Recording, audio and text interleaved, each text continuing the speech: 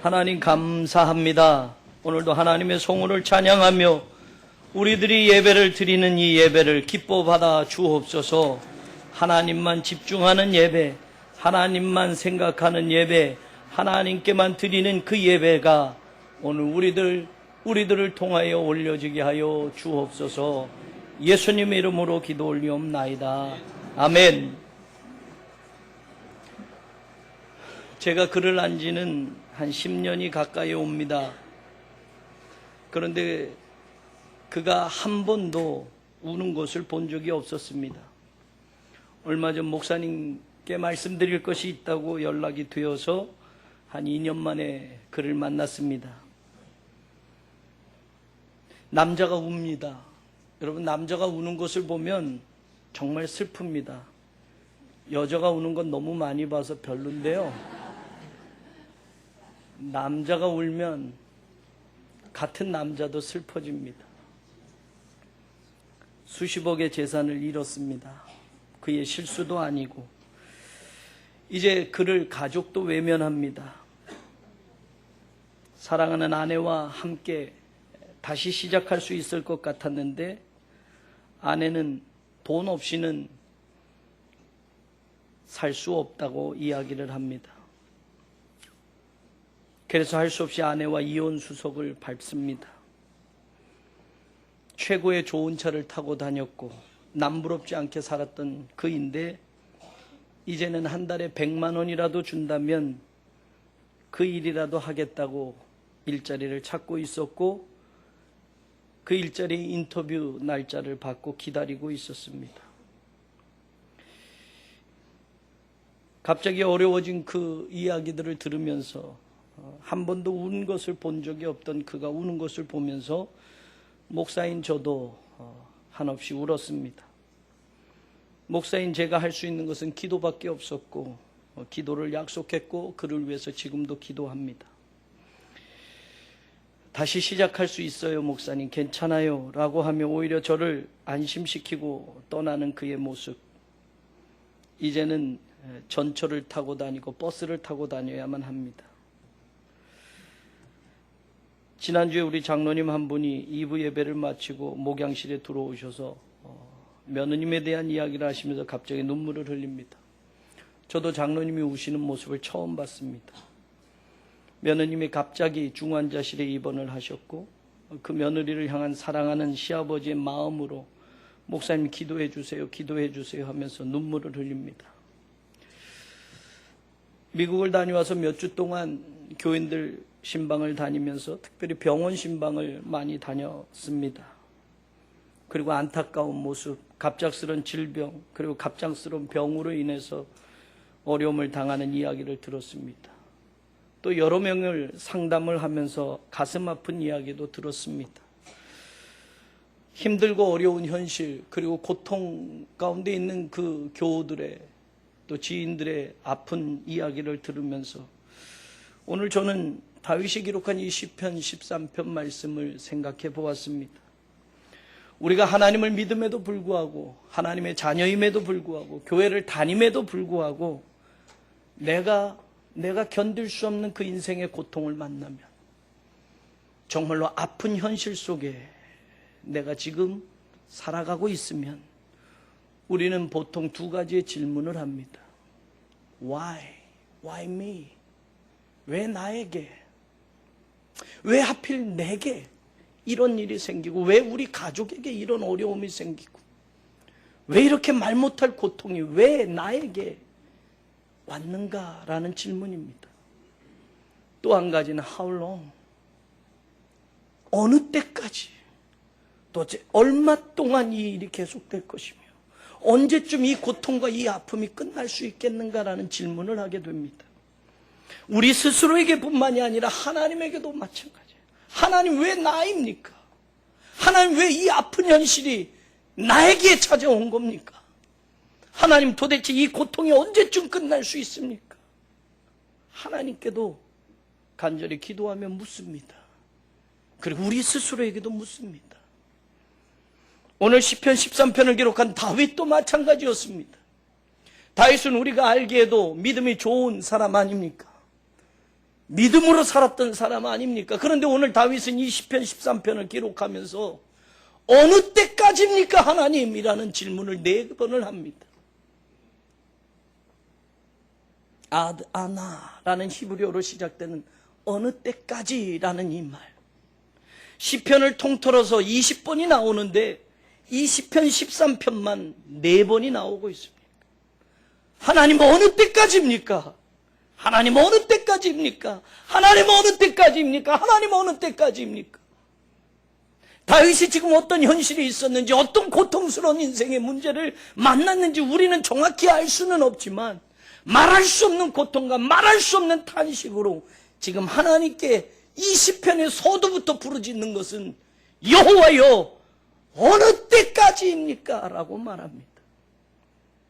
그 어느 때까지라는 말을 다시 한번 들여다보면 여호와여 어느 때까지 나를 잊으십니까? How long will you forget me forever?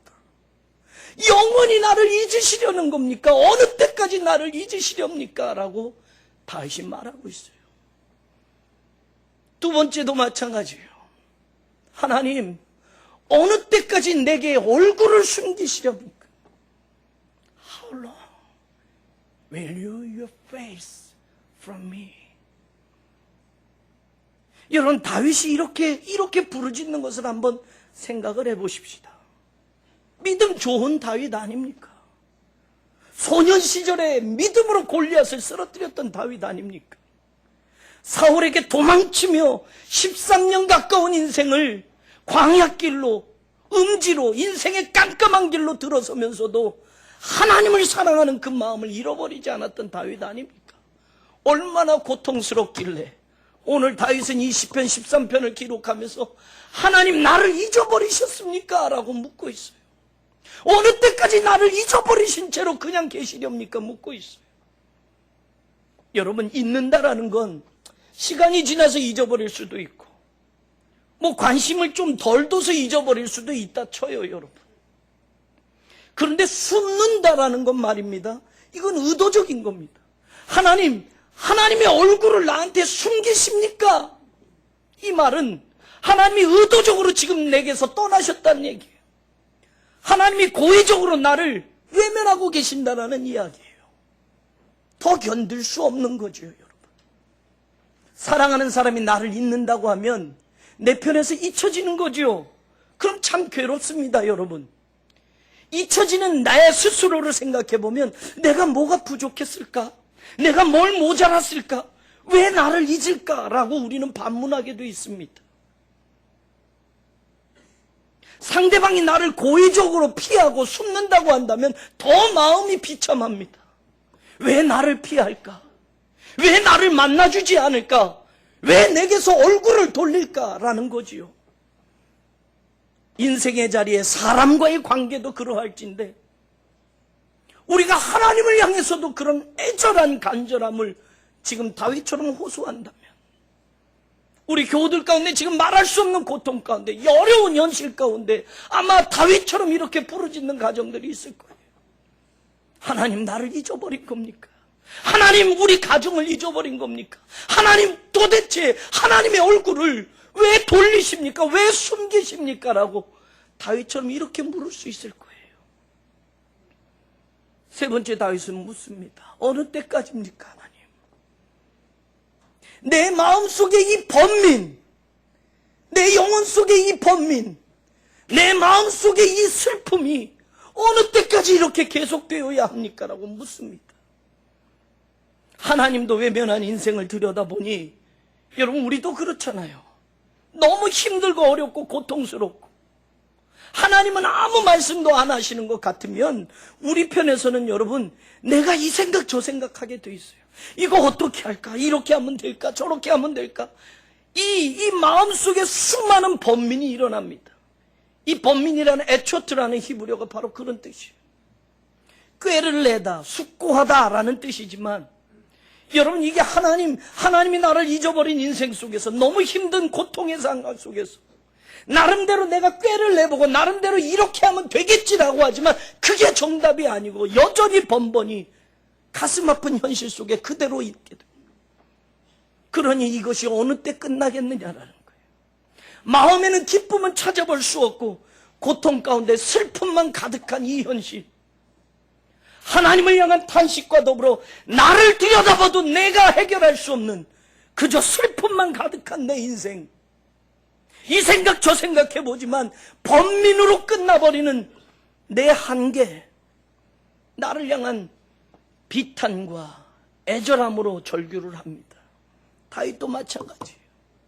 하나님이 나를 잊어버린 것 같아서, 하나님이 내게 얼굴을 돌린 것 같아서, 그래도 내가 이렇게 하면 될까 저렇게 하면 될까 머리를 쓰고 꾀를 내봤지만 그것도 안 된다라는 거예요.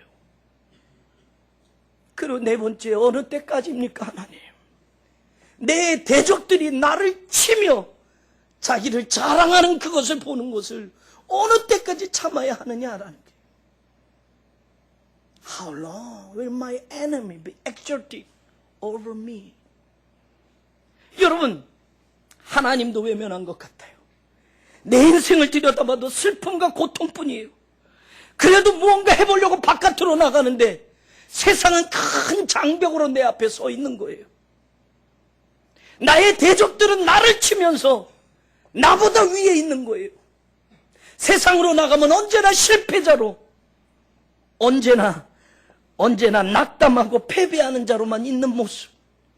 이게 어느 때까지 이렇게 되어야 합니까? 라고 다윗이 묻고 있습니다. 여러분의 인생의 자리에 지금 고통 가운데, 말할 수 없는 슬픔 가운데 가슴을 쥐어짜면서 하나님께 묻고 있는 분은 없습니까? 하나님, 이 고통이 어느 때까지 계속됩니까? 하나님, 내 가정의 이 문제가 어느 때까지 계속되는 겁니까? 하나님, 정말 나를 잊어버리신 겁니까? 영원히 나를 생각지 않으시렵니까? 하나님의 얼굴을 내게서 돌리시고 숨어버리신 겁니까?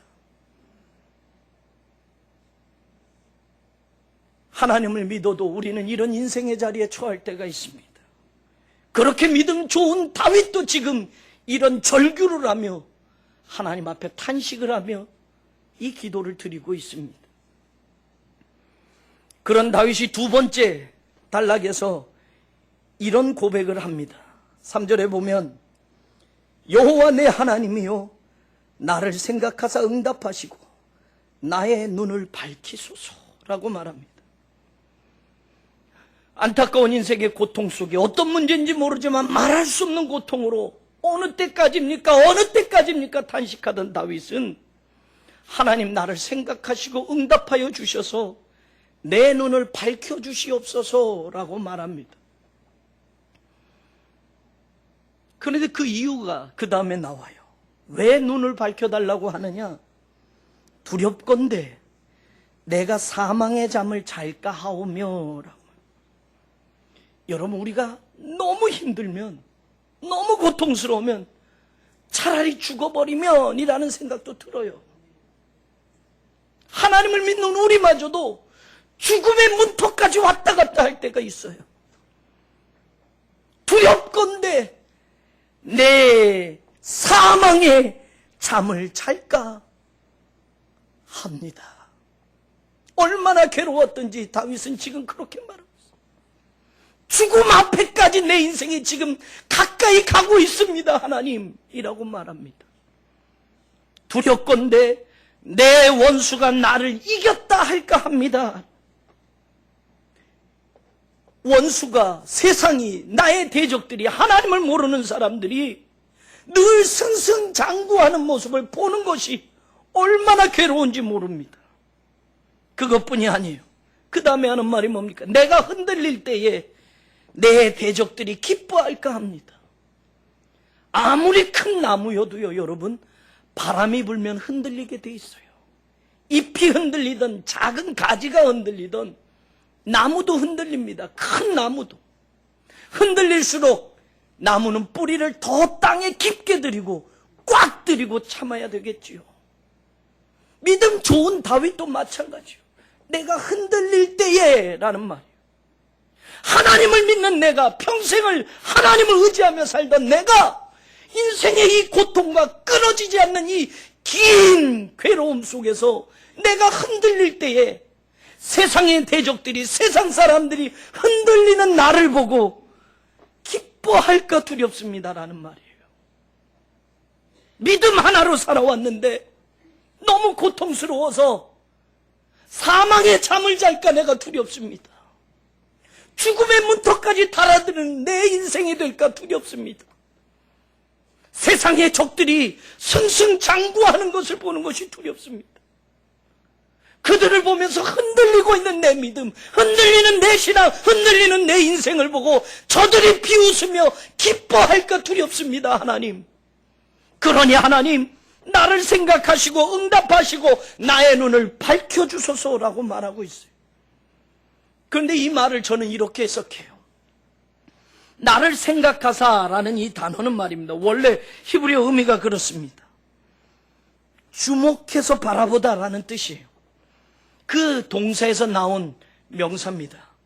그러니까 나를 생각하다라는 말을 그냥 문자적으로 이야기하면 하나님, 나를 주목해 바라봐 주십시오라는 뜻이에요. 그 다음에 응답하시고라는 이 아나라는 히브리어도 두 개의 단어의 의미가 있어요. 우리말로 지금 응답하다라고 번역된 이 뜻도 있는가 뿐만 아니라 보다, 응시하다라는 뜻도 있어요. 그래서 저는 이렇게 해석합니다. 히브리어는 관용어적으로 똑같은 단어를 두 번 쓰므로 강조할 때 있어요. 똑같은 의미의 단어를 반복해서 쓰므로 의미를 강조하는 경우가 있어요. 그러니 지금 다윗이 어떤 기도를 드리냐면, 하나님 정말 두려워요. 내가 죽음의 문턱까지 갈까봐 두려워요. 하나님, 내가 흔들리는 걸 보고 세상 사람들이 그걸 보고 기뻐할까 두려워요. 그러니 하나님, 나를 생각하사 응답하시고, 이 말은 나를 한번 좀 봐주세요. 나를 좀 봐주세요. 나를 좀 봐주세요라는 간절한 기도예요. 하나님이 나를 봐주시면, 그래서 내 눈을 좀 밝혀주시면 되겠다라는 간절한 기도예요. 이 기도를 다시 생각해 보세요, 여러분. 우리는 말입니다, 힘든 문제를 만나고 인생의 고통의 자리에 들어가면 그 조건, 그 환경을 바꿔달라고 기도하는 게 더 쉬워요. 그렇게 많이 해요. 하나님, 이런 문제가 생겼어요. 해결해 주세요. 빨리 이것이 끝나게 해주세요라고 기도할 때가 있어요. 그런데 오늘 다윗은 말입니다, 여전히 괴롭히고 여전히 힘든 그 고통의 문제, 그걸 가지고 하나님께 탄식하지만 이 조건 빨리 바꿔주시고 깨끗이 해결해 주십시오라고 기도하는 게 아니에요. 하나님, 나를 한번 봐주세요. 그리고 내 눈을 한번 밝혀주세요라고 말합니다. 이 말 뜻이 무엇이냐? 여러분, 다윗은 말입니다, 지금 고통스럽지만, 그래서 그 고통이 끝나지 않아서 지금 두렵고 떨리지만, 죽음 앞에까지 가는 인생처럼 흔들리고 있지만, 그는 하나님께 기도하는 것이 그거예요. 내 눈이 떠지기를 원합니다. 이 육신의 눈이 아니라 영적인 눈이 떠서 육신으로는 볼 수 없는 그 너머에, 내 불리한 조건, 내 인생의 어려운 고통의 그 너머에 하나님이 계심을 보고 하나님이 일하고 계심을 보고 싶다라는 간절한 고백입니다. 에베소서 1장 18절에 바울도 에베소 교인들에게 이런 말을 해요. 너희 마음의 눈을 밝히사라고 말을 해요. 예수 그리스도를 믿고 따르는 에베소 교인들, 여전히 심한 고통과 박해의 현장 속에 있는 교인들, 그들에게 바울이 하는 말이 너희 마음의 눈을 밝히사 그의 부르심의 소망이 무엇이며 성도 안에서 그 기업의 영광의 풍성함이 무엇이며 우리에게 베푸신 능력의 지극히 크심이 어떠한 것을 너희로 알게 하시기를 구하노라. 조건으로 따져보면 여전히 불리한 조건, 신앙생활하기 어려운 박해받는 현장이지만 마음의 눈을 떠지기를 원한다라고 말하고 있어요. 그 불리한 조건만 보지 말고, 힘든 인생의 자리만 보지 말고 마음의 눈을 밝혀서 우리를 부르신 소망을 보라는 이야기예요. 하나님이 우리를 향하여 어떤 목적을 갖고 계시는지를 볼 수 있어야 된다는 이야기예요. 하나님의 기업의 영광의 풍성함이 무엇이냐? 우리가 이 세상을 사는 것이 70, 80, 이 평생만 사는 것이라면 늘 말씀드리지만 세상 사람보다 돈 더 벌어야지요. 세상 사람보다 더 가져야지요.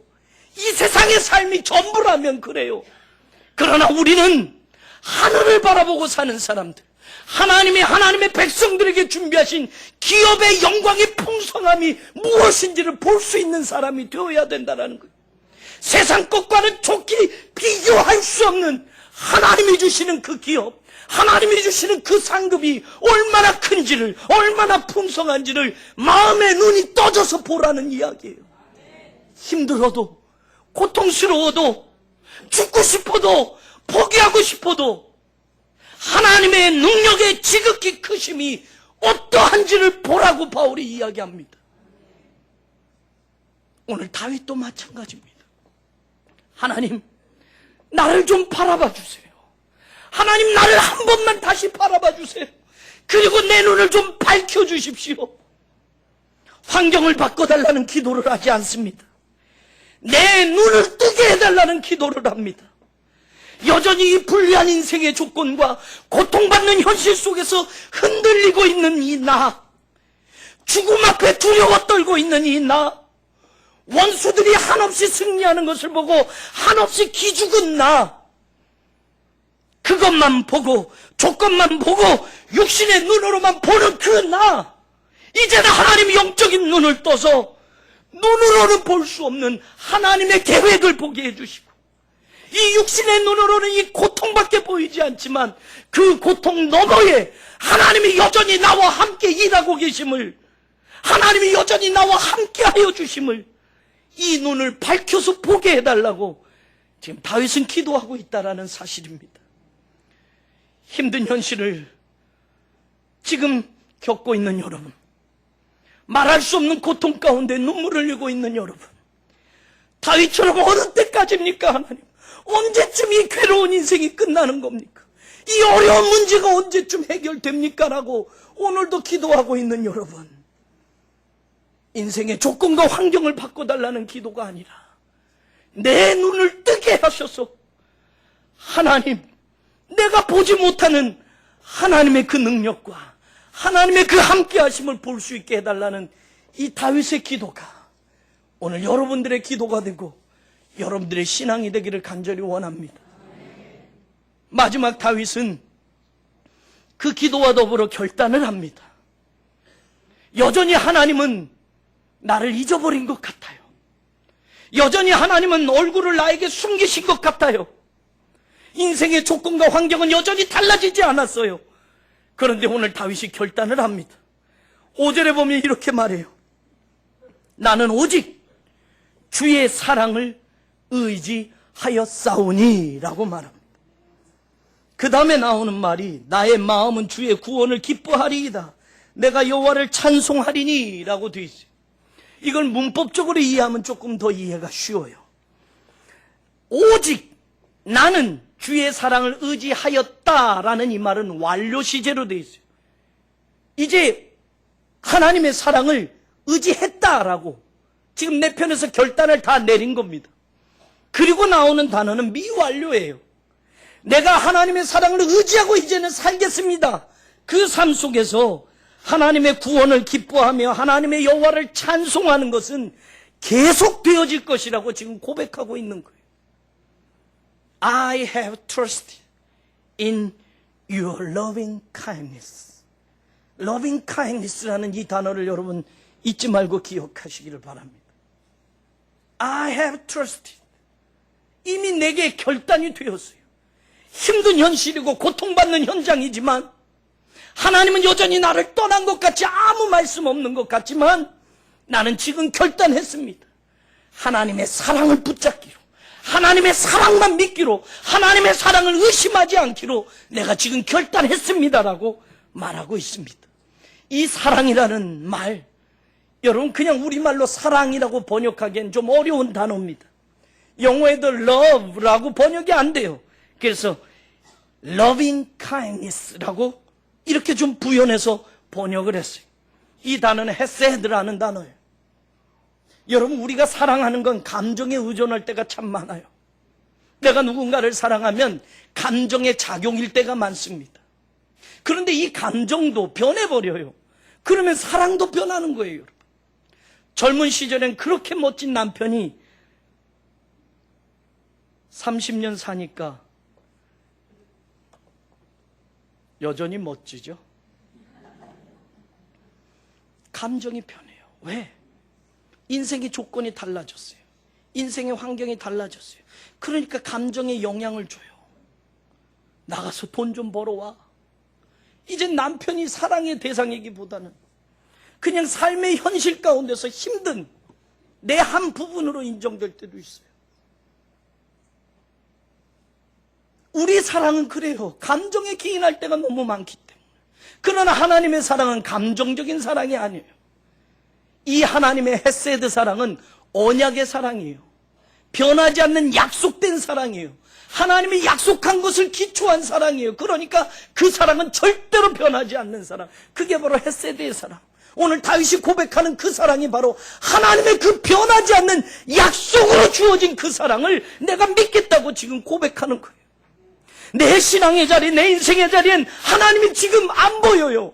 하나님이 나를 잊어버린 것 같아요. 그러나 내가 결단하는 거예요. 하나님의 사랑은 내가 절대로 놓지 않고 그 하나님의 사랑을 붙들고 살겠다고 결단을 하는 거예요. 지금은 하나님이 보이지 않지만, 지금은 여전히 고통스러운 문제가 해결되지 않았지만, 그래도 나를 오늘 다시 세우는 것은 하나님이 약속된 그 사랑, 약속으로 말미암아 변하지 않겠다고 하는 그 헤세드의 사랑을 내가 믿겠다고 지금 결단하는 거예요. 사랑하는 여러분, 오늘 우리에게도 마찬가지입니다. 하나님의 사랑이 우리에게 이렇게 나타난 바 되었으니, 요한일서 4장은 분명히 이야기해요. 하나님의 사랑이 우리에게 이렇게 나타난 바 되었으니, 하나님이 자기의 독생자를 세상에 보내심은 그로 말미암아 우리를 살리려 하심이라 라고 말합니다. 하나님의 사랑이 우리에게 이미 나타나졌단 말이에요. 여러분, 그래도 우리가 힘든 현실을 살 수 있어요. 박해받는 현장에서 복음을 전하고 목숨이 위태로운 지경까지 갈 수 있어요. 그래도 우리가 오늘도 갈 수 있는 것은 하나님의 사랑이 우리에게 이렇게 나타난 바 되어서 죽기까지 우리를 사랑하셨던 그 흔들림 없는 하나님의 영원하신 사랑이 있기 때문에 오늘도 우리는 그 사랑을 붙들고 우리의 인생을 살아가고 우리에게 맡겨진 사명을 완수해 가는 줄로 믿습니다. 다윗이 그걸 결단하는 거예요. 하나님, 지금 내 삶의 자리에서 하나님이 보이지 않는 것 같아요. 하나님이 나를 잊어버리신 것 같아요. 하나님이 내게 숨으신 것 같아요.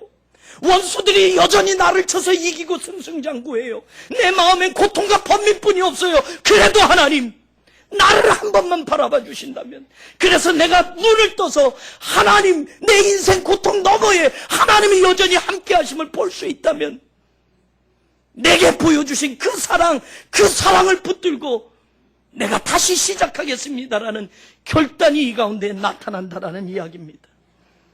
예레미야서 31장도 분명히 말합니다. 내가 영원한 사랑으로 너를 사랑하기에 인자함으로 너를 이끌었다 하였노라.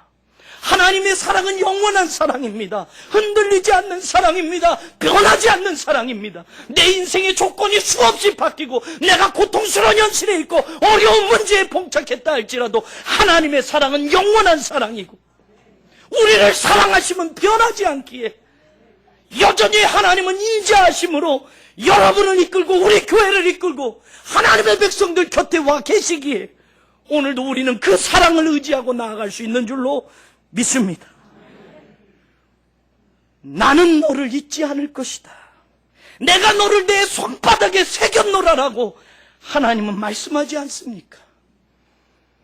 여인이 그 젖먹는 자식을 어찌 잊겠으며 자기 태에서 난 아들을 어찌 긍휼히 여기지 않겠느냐. 혹시 그들이 자기 자식을 잊어버리고 자기 자식을 외면할지라도 나는 너를 잊지 않는다.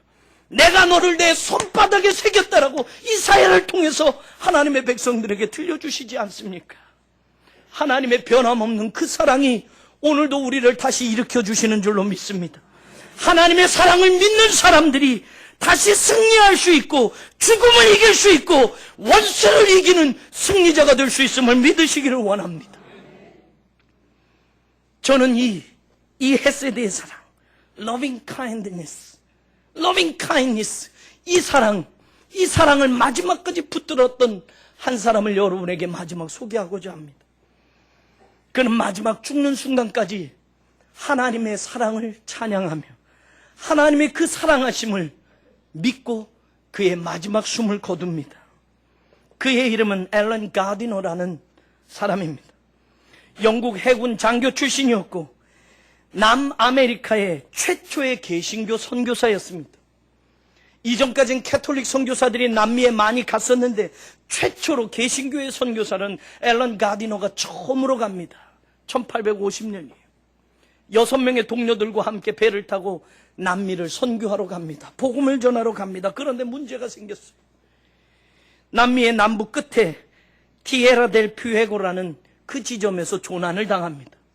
여러분, 망망대해에서 배가 조난을 당해요.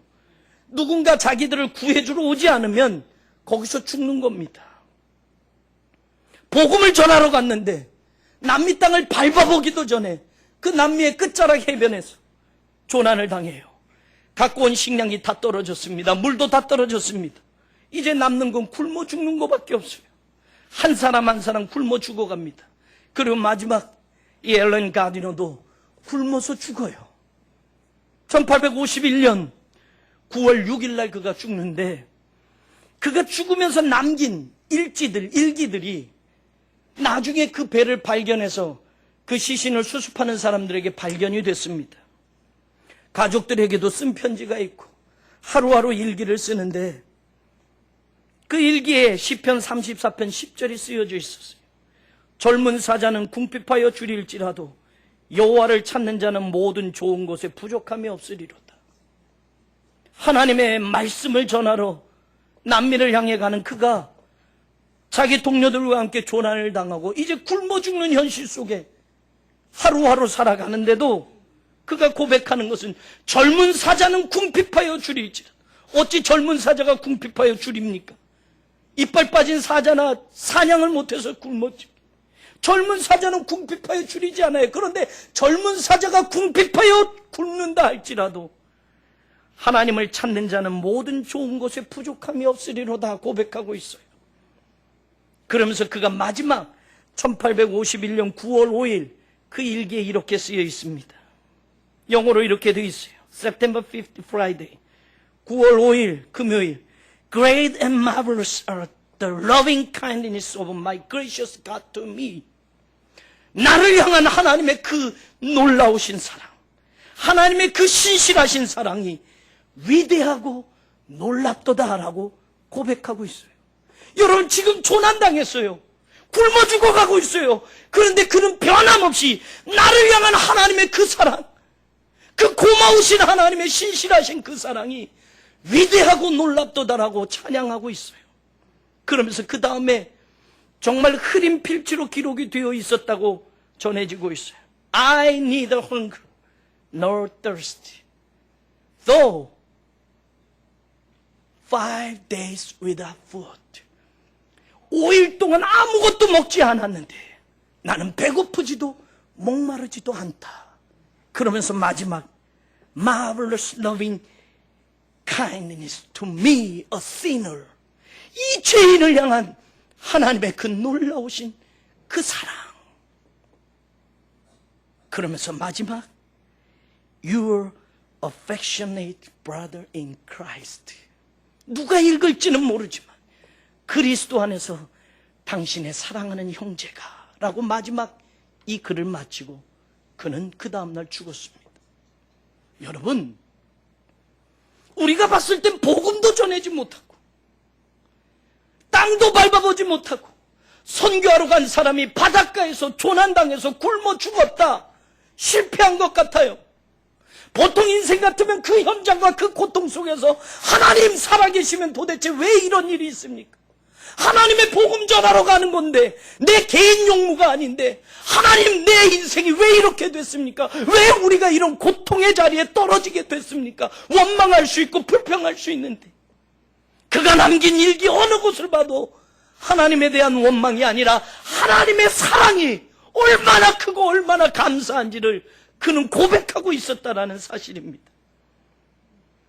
한 사람에게도 복음 전하지 못했지만 그가 남긴 그 글이 많은 크리스천들에게 전해지게 되었고, 그리고 얼마 후에 영국 국교회가 칠레와 파라과이에 여러 종족을 대상으로 선교를 시작하게 되었고, 그리고 개신교 선교사들이 남미를 향해 가면서 1914년까지 50만 명이 주님을 영접하게 되었다라는 사실입니다.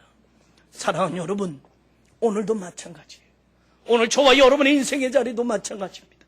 우리 교우들 가운데 지금 힘들고 어려운 현실을 겪고 있는 분들, 다윗처럼 어느 때까지입니까? 라고 안타까이 하나님께 부르짖고 있는 여러분들, 하나님 도대체 나를 버리신 겁니까? 하나님 나를 외면하신 겁니까? 하나님 나를 잊어버리신 겁니까? 라고 오늘도 눈물을 흘리며 기도하는 여러분들, 여러분의 딸을 위해서, 여러분의 아들을 위해서, 여러분의 직장을 위해서, 여러분의 가정을 위해서, 안타깝게 여러분의 건강을 위해서 지금 기도하고 있는 여러분들, 내 인생의 조건이 여전히 달라지지 않고 이것이 언제까지 계속될지 모르는 것 같은 그런 현실이어도 절대로 포기하지 마십시오. 하나님이 여러분을 다시 한번 바라보시고 여러분의 눈을 떠서 여전히 떠나지 아니하시고 함께 하시는 하나님을 보게 하시고 변함없는 하나님의 사랑을 다윗처럼 의지하시고 오늘도 여러분 용기 내셔서 다시 시작할 수 있기를 주의 이름으로 축원합니다. 하나님의 변하지 않는 그 사랑, 하나님의 그 영원하신 사랑이 오늘 우리를 다시 세우고 오늘 우리를 다시 하나님의 새로운 역사를 쓰게 하는 믿음의 행보를 계속하게 할 줄로 믿습니다. 오직 주의 사랑을 의지하였다고 고백한 다윗처럼 오늘도 그 사랑을 붙들고 여러분의 남은 생애를 용기 있게 살아가기를 주의 이름으로 축원합니다. 고마우신 하나님, 어느 순간에는 하나님이 나를 잊어버리신 것 같은 때가 있습니다. 하나님이 정말 얼굴을 숨겨버리신 것 같은 안타까운 문제를 만날 때가 있습니다. 내 한계, 여전히 세상은 커다란 장벽으로 내 인생을 가로막고 있고 어떻게 살아야 할지 하루하루가 눈물이고 고통인 그런 순간들이 있습니다. 그런 인생의 자리에 있는 우리 교우들을 위로하여 주옵소서. 힘들지만 고통스럽지만 아직은 눈물뿐이지만 다윗처럼 오직 나는 주의 사랑을 의지하였습니다라는 고백이 오늘 이 아침 우리의 고백이 되게 하여 주옵소서. 변하지 않는 그 사랑, 영원하신 그 사랑으로 오늘도 우리를 품으시고 우리를 이끌어 주시고 우리와 함께 하시는 그 하나님 앞에 우리 모두가 다시 서게 하여 주옵소서. 예수님 이름으로 기도합니다. 아멘.